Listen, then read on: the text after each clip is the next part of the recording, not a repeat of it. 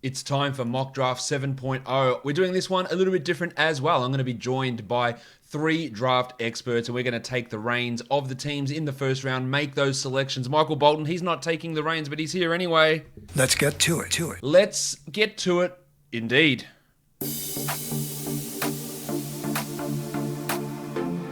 You are Locked On Fantasy Basketball, your daily fantasy basketball podcast, part of the Locked On Podcast Network.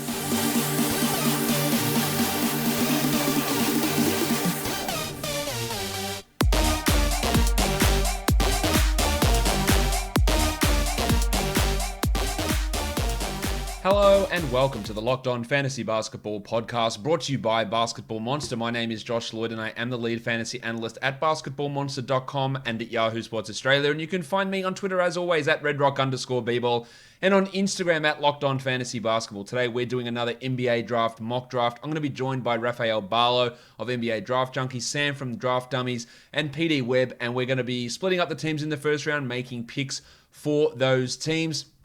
Of course, there was news of an NBA trade. It hasn't been finalized because it's not allowed to be finalized. I'm going to talk more about that in tomorrow's show. That was the Dennis Schroeder for Danny Green deal. So we'll talk about that more in tomorrow's show. But just to know that today's mock draft, that has been updated. So the Lakers won't have pick 28. The Thunder will have pick 28 in this mock draft. But in terms of the mechanics and what that means, we'll do that tomorrow. We're going to be talking sort of a free agency preview and looking at any moves that do get made after the NBA officially opens for business in terms of trading. We'll be looking at that in tomorrow's show, so stay tuned for that. But just remember, there was a trade that went down. Schroeder for Danny Green and pick 28 between the Lakers and the Thunder. So let's get ready to bring these blokes in and do an NBA mock draft. All right, let's bring everyone in. We'll start with Rafael Barlowe of NBA Draft Junkies. Welcome back to the show. Thanks for having me. Always a pleasure to talk NBA draft. We've got Sam Ferris here from the Draft Dummies. Sam, welcome. Thank you very much again for having me, and can't wait for this week. It's going to be a lot of fun. And lastly, PD Webb is here. PD, welcome back. Hey, how's it going? Thank you so much for having me. Guys, we've got 30 first-round picks to smash out here, so let's get stuck straight into it. I've given all of you guys teams that you are going to be taking control of. You are making those selections as if you are the GMs of those teams and doing what you would do in that position, not trying to guess what they would do. So let's kick things off at pick number 1. Rafael, you have got the Timberwolves at pick number 1, so what are you doing? With the first pick, I'd look to trade it if I could, but I'll go with Anthony Edwards here. I think that, it's not redundant with LaMelo and Wiseman. So I think with the uncertainty with Malik Beasley, I would take Edwards here. All right, so Anthony Edwards off the board at number 1. It does appear that LaMelo will probably go at number 1, but taking that Edwards pick again, you're right. There isn't as much crossover between him and the other guys currently on the roster. So a little bit of a shake-up straight away here with Anthony Edwards off the board at number 1. Sam, you have got the Golden State Warriors. You have got pick number 2. So what are you doing there? Yeah, similar to the trade down. And I'm sure this is not what's going to be happening on draft night, but at number 2, I'm going to go with Isaac Okoro. I believe that the wing is really the biggest need for the Warriors. A lot of people talk about the big situation, but the wing, I think, is a more dire need at this point, and the Okoro Warriors fit is one of my favorites in the draft. Interesting. So now we're really getting wild with Isaac Okoro off there, and this is something that has been said by everyone who's looking at the draft, is that there are probably better fits for teams up the top versus the players who perhaps get picked there. And drafting for fit maybe is a little bit more palatable in this draft, given the lack of, separation between some of these prospects. So Okoro going there at number 2 to the Warriors.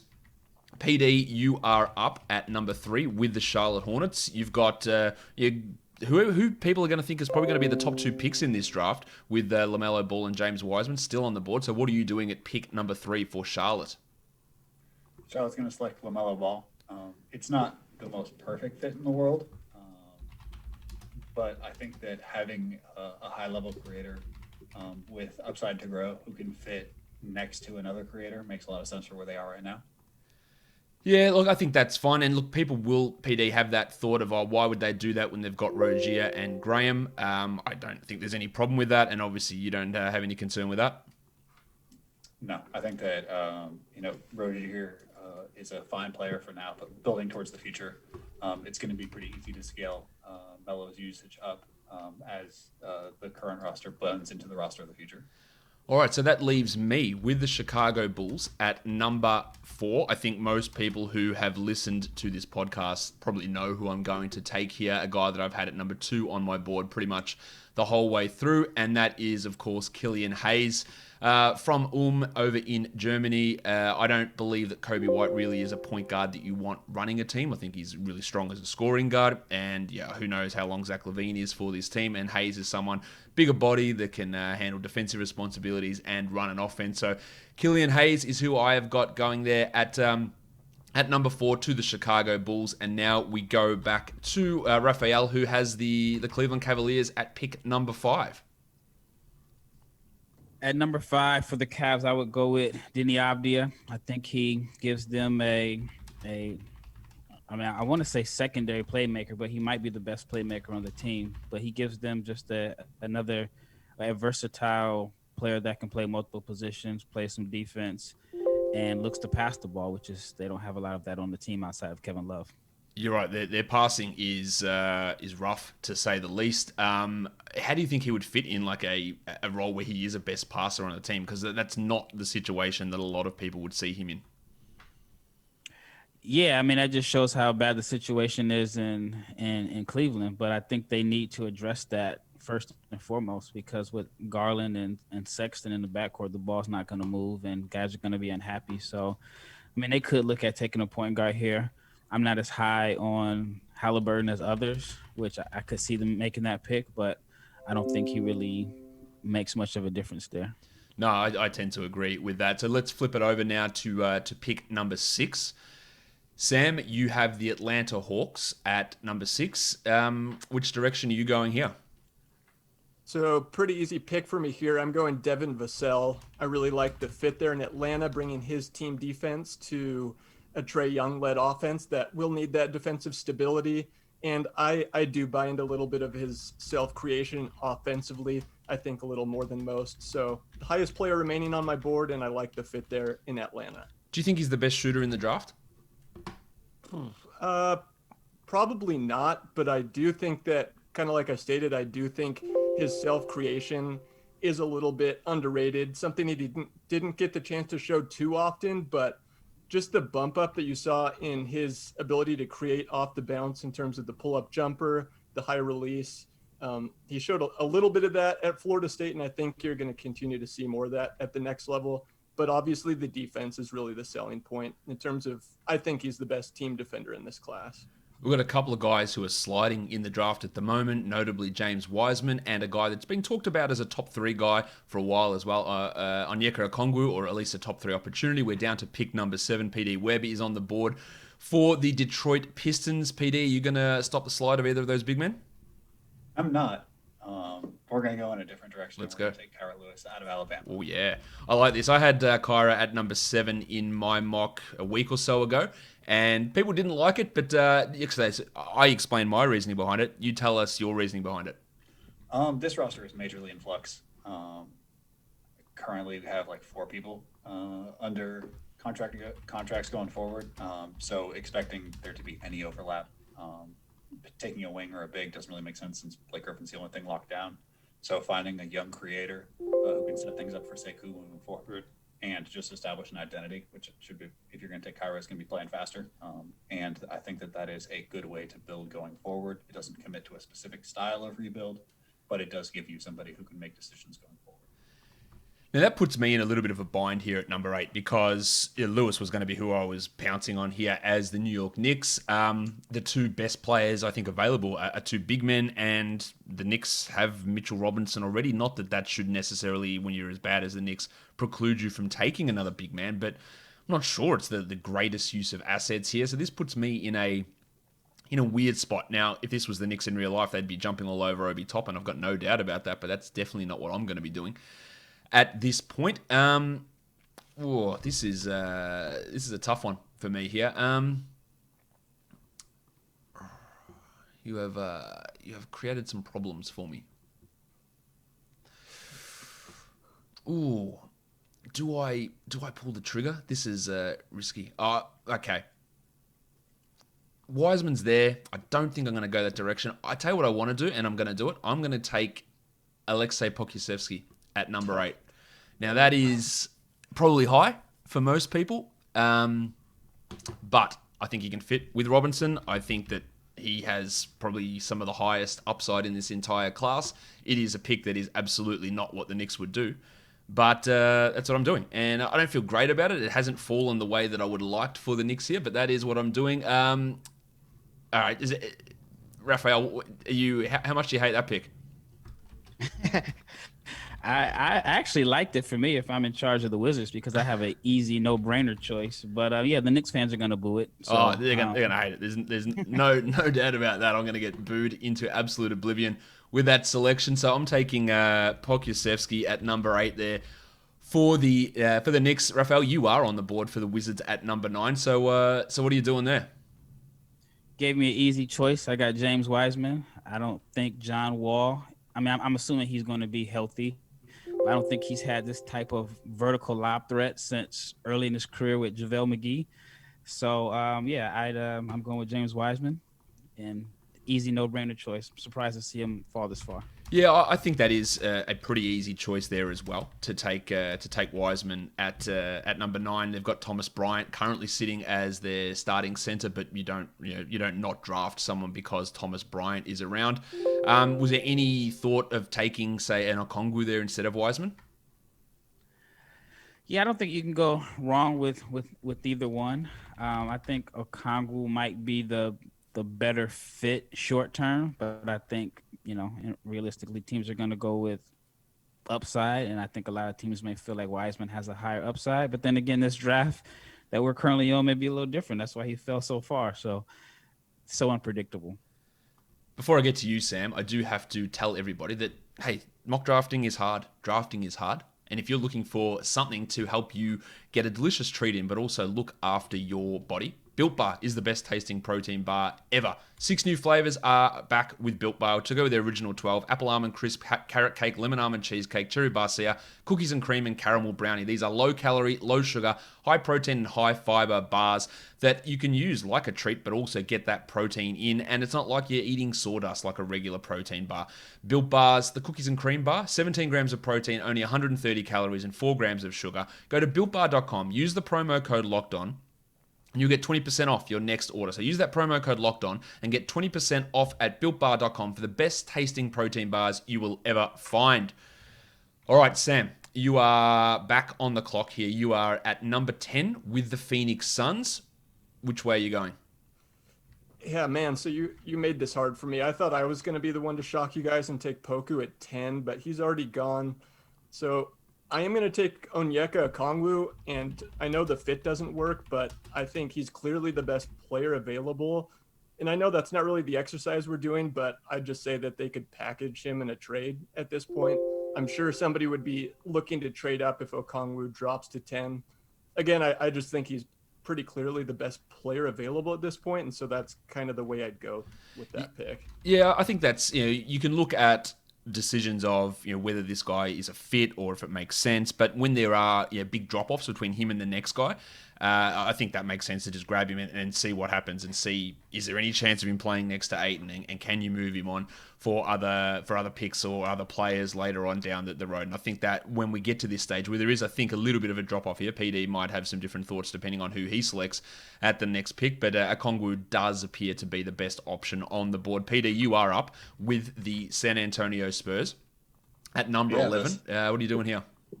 The San Antonio Spurs are going to select Patrick Williams. Patrick Williams, a guy who has been talked about in quite a few different areas as a guy going to perhaps the Pistons at number 7. He's fallen down here. I've had him go to the Spurs in quite a few of my mock drafts. So tell us how they would look to use Patrick Williams. I mean, it can create some really interesting lineups. As Keldon sort of projects to be a 4 long term, there are some opportunities for him to play the 5 next to Keldon. You can also throw him at the 4 to provide shot blocking next to Marcus. It's a way of giving positional flexibility while still keeping skills on the floor. It's also a vaunted player development spot. So to get the youngest American guy in this draft and plug him into a good player development system is a match made in heaven. All right, so that leaves me at number 12 with the Sacramento Kings. There's one name really sort of standing out at the moment like dog's balls, and that is Tyrus Halliburton, someone who's been talked about as perhaps going even as high as number 4 in this draft. Now, I wouldn't want to do that, and I wouldn't want to have him as my number 1 point guard, but if he's playing in Sacramento, he's not going to be the point guard because De'Aaron Fox is there. Who knows how long Buddy Hield is for this team? We don't know what's happening with Bogdan Bogdanovic. I think Halliburton can play alongside Fox. He can play as a secondary creator. So that is the direction I'm going to go with this pick, and that is select Tyrese Halliburton. Sam, what do you think of that pick? I like the pick. I mean, I think I've got him in 9th on my board. At some point, yeah, you got to take him, and I definitely don't see him as a primary creator at the next level like you talked about. But the fit next to him, I do think Halliburton is kind of borderline basketball genius in terms of the passing and the off-ball defense. On-ball defense, though, I definitely worry about, and I definitely don't want him to have too much of a burden offensively. But the fit next to Fox is pretty decent, and it's good value at this point in the draft. All right, so now we go back to Rafael, who's got the Pelicans. In this spot, a lot of teams a lot of mock drafts are predicting that the Pelicans will go with someone like Saddiq Bey. Rafael, what are you doing at this spot? Yeah, I'm going to go with someone a little different. I think for the most part, they're, with Ingram and Zion, their main 2 guys are set. So I'm looking for a complementary piece that works with them. And it may be a reach, but I think Jalen Smith would be the best fit next to Zion. He'd allow Zion to operate in a post, and he'd be able to rebound and defend, but also space the floor. So that's why I go with Jalen Smith. Are you worried at all about his potential lack of strength? I mean, if Zion could loan him some, then I wouldn't be. But yeah, I am somewhat. But I think Zion is going to be a tough guy to build around in a sense, because if you have another big that doesn't space the floor, then it's going to limit, in my opinion, Zion's effectiveness around the basket, because I think he needs space. And so,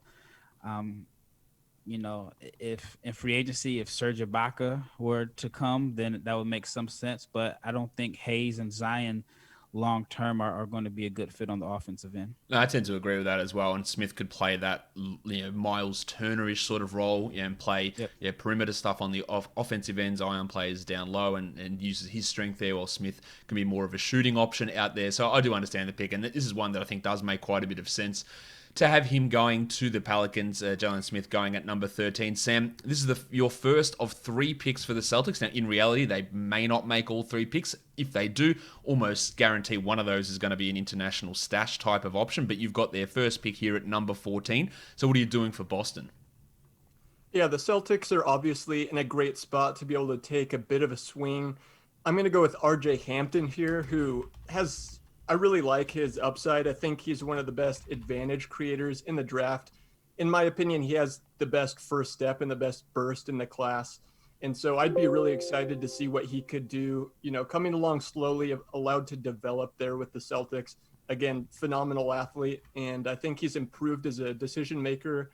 And I'm excited to see kind of how his body fills out. I think he could end up being a really good finisher too in a couple of years. How does he differ from their pick at the same spot last year, Romeo Langford? I think he's a guy that can take on a little bit more usage at some point. I think he's more athletic, whereas he's definitely not the defender at this point. I mean, his biggest swing skill is how that defense turns out, because it wasn't so good overseas in the NBL. So that's kind of the main difference there is the defense. But I think Hampton's got the higher upside in terms of just the creation advantage with his burst that he has. I would agree with that as well. Now, PD, you're on the board here for the Orlando Magic at number 15.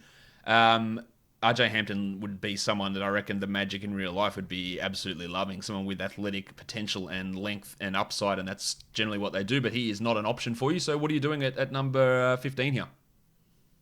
Number 15, the Magic are going to work on developing their identity and take Tyrese Maxey out of Kentucky. A great point of attack defender, absolute wonderful finisher. Had a shooting dip at Kentucky, but there's reason to be exceedingly optimistic with the shooting, considering his historical bona fides. He's somebody who's going to plug into a good defense and make them an even better defense. And him and Markelle are going to be extremely difficult to keep away from the rim. Yeah, I really like that pick for Maxey, and I'm not worried about the poor shooting numbers that he put up in college. As you mentioned, good free throw shooter, but all of his other shooting numbers have been really, really positive and good finishing. Your creation ability is maybe a concern, his passing, but yeah, I think that is a good fit there who can play with Markelle Fultz, play behind him as well. So I do really like that selection that you made of Tyrese Maxey. Going at number 15, this would put me on the clock at number 16 for the Portland Trail Blazers. All right, let's have a look what I'm going to do here. We've got a massive slider here, obviously, with Obi Toppin. Do I go that direction? I'm not massive on Toppin, but with this, the way this Portland team works, he's at this point, a better version of Carmelo Anthony in terms of what he provides, no defense and all offense.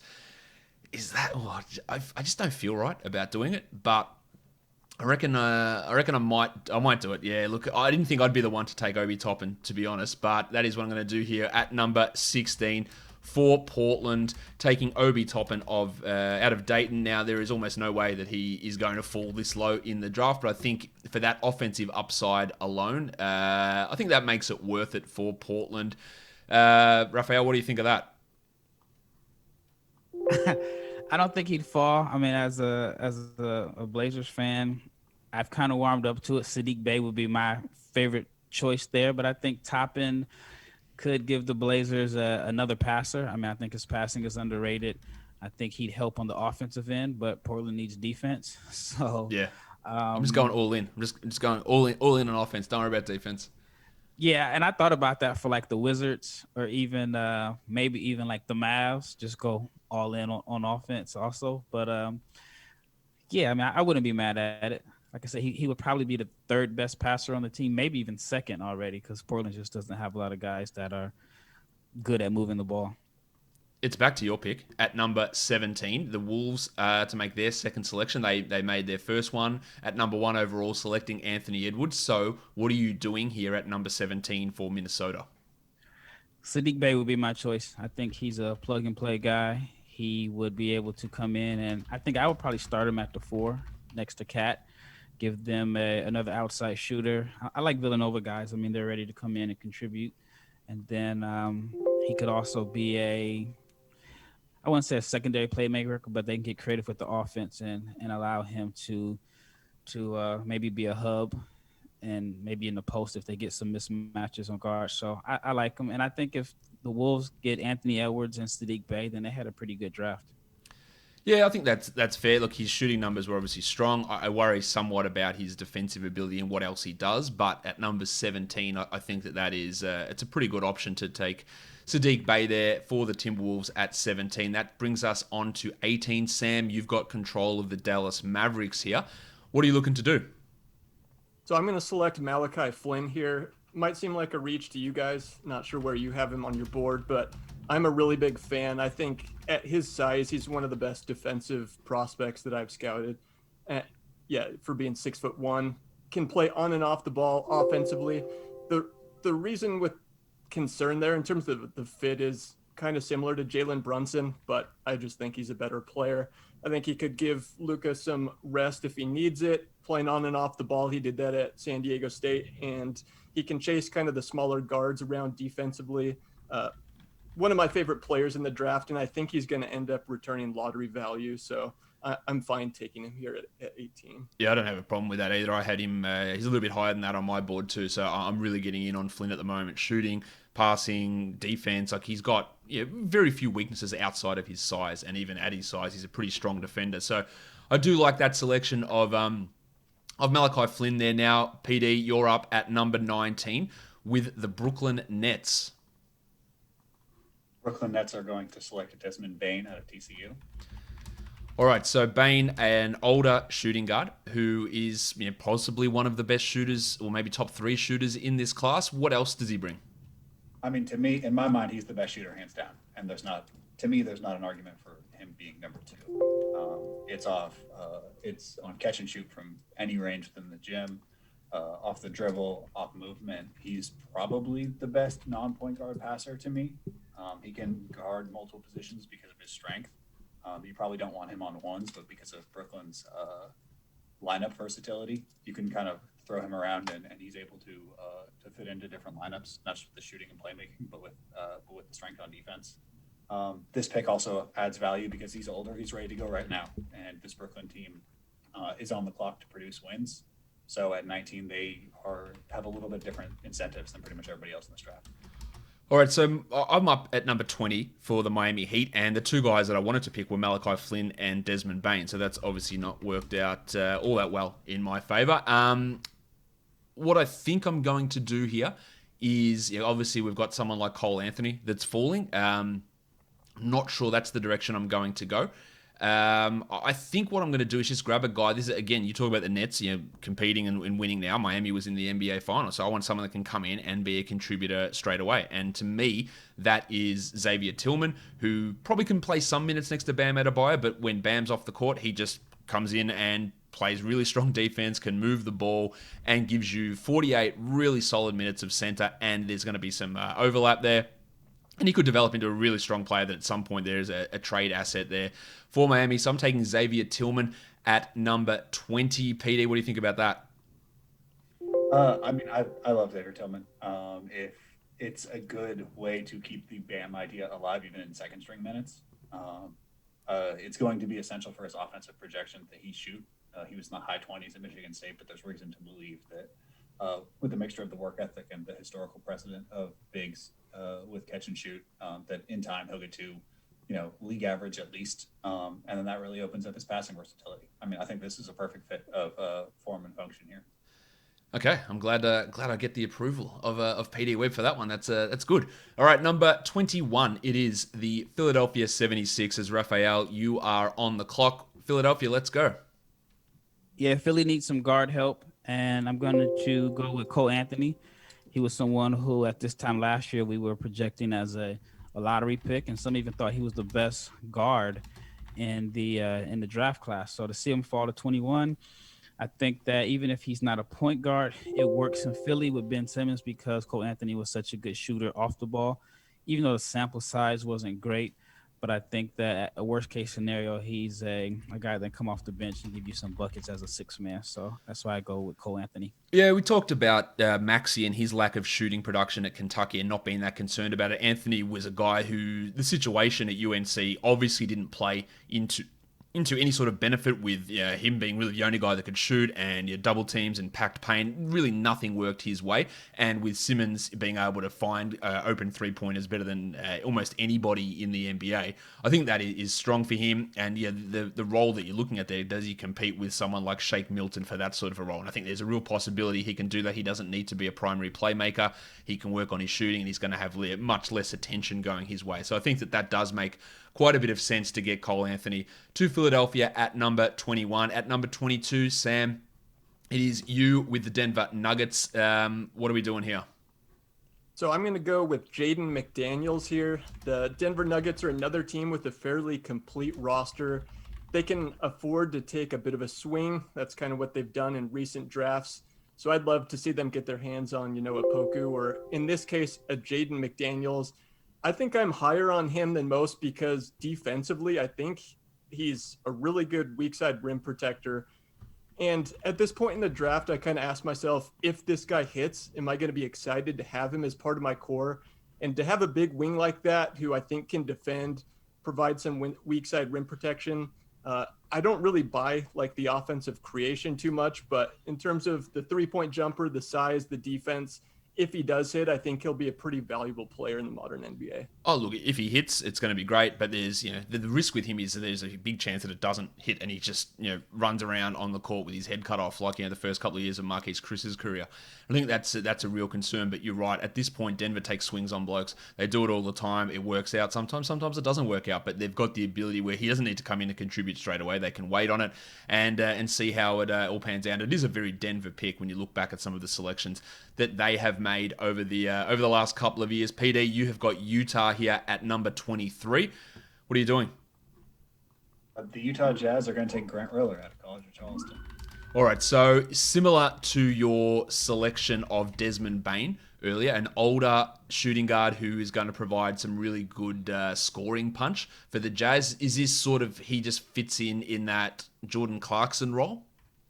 Yeah, I think that Riller's the best shot creator in this draft, and that at times the Jazz offense can get very horizontal. And while it's great to have players who fit perfectly into the system, there's going to be times, especially in the playoffs, when they need something to happen, or need somebody who can make something happen. And if that's Donovan Mitchell every single night, eventually he's going to run out of gas. Adding another creator who is capable of getting extremely hot, getting bigs in foul trouble, and keeping a defensive or a second unit alive is helpful. The defensive concerns are minimized because you have Rudy Gobert and just the general system. So I think this is a good place for him and his weaknesses, but also his ability to just give the Jazz a little more oomph in the playoffs. Right, so I'm in a little bit of a bind here at number 14. I've got a few names that I'm looking at. Someone who has fallen quite a bit is Aaron Nesmith. I'm not going to select him here. What I am going to do, though, is Milwaukee's obviously looking at a championship next season. There's no ways about that. And you're just getting someone in who can be, I guess, somewhat of a contributor straight away is what I'm looking at. Rillo, I think, would have been a nice selection. But I am going to the other side of the ball and looking at this defensively and grabbing Josh Green out of Arizona, someone who can come in and probably be a defensive impact player immediately. And not many rookies you can say that about. His offense, it could be pretty gross, and his shooting in particular, I don't know how he's going to be able to do any of that, but in terms of just being a guy that can come in and play 15, 16 minutes straight away, maybe the offense develops, but come in and be a defensive contributor straight away. I've got Josh Green at number 24. Now, we do move on to the next pick, and that is Rafael, the first of your two picks for the Oklahoma City Thunder. You're at 25 with the Thunder, Rafael. Let's go. Ooh, this is tough. The two guys that I would have liked to sing fall as my biggest wild cards were Pokashevsky and Jaden McDaniels. So at 25, I mean, if I'm the Thunder, I have a gazillion picks going forward. Well, it's I guess it's me. I'm not Sam Presti. Sam Presti doesn't like shooting, but I'll take Nesmith. And so it just give me a wing, and he'll be what I thought Terrence Ferguson would be. So I'll go with Nesmith here. Yeah, he's a guy that obviously shot ridiculous numbers, 52% from three in those 14 games for Vanderbilt. Didn't shoot anywhere near as good as that as a freshman, but this is a team that probably does need shooting, and that's not something that Presti tends to value. So it'd be interesting to see what they actually do with this selection. They've got another pick coming up in a couple of goes around. So Aaron Nesmith rounds out the top 25 there, going to the Oklahoma City Thunder. Now we have got 5 picks left in this NBA mock draft. Sam, you have got the Celtics again at number 26. You're going to be back with them at number 30. So what are you doing here at 26 for Boston? I'm going to take Leandro Bolmaro. We talked about how if they do keep these 3 picks, you likely think that at least one of them, one of those guys will be stashed. So he can stay overseas, develop with Barcelona, continue the season that he's playing right now. I really like his upside in terms of the passing and the creation offensively. And one of the best, I'd say I'd rank him second or third in terms of his on the ball point of attack defense, plus the size. It's an intriguing package, and they can, again, afford to kind of roll the dice on Bolmaro there at 26. Sam, if Bolmaro was coming across this year, which he isn't, and he might be 2 years over at Barcelona, do you think he'd jump into the top 20? I think he might. I have lowered on him a bit recently. He's just continued this season to shoot the ball really poorly. and that hurts. That's kind of what teams were expecting to see, a bit of improvement with him. I don't think he's a great finisher either at the rim, but I mean, with that size, I do think he has a bit of a floor as a player just in terms of the defense, the tenacity that he plays with. He's a resilient kid, one of my favorite prospects to watch in this draft, so I'm definitely cheering for him. But yeah, sounds like he's going to be at least 1 to 2 seasons over at Barcelona. All right, so it's my pick here at number 27 with the Knicks. We took Pokusevski early on at number 8. I'm going with a guard here and getting some shooting onto this team, and I'm taking Isaiah Joe out of Arkansas, who just took a ton of threes last year. The percentage wasn't great, but I've got no worries about him being an excellent shooter in the NBA. So I'm taking Isaiah Joe at number 27 for the New York Knicks.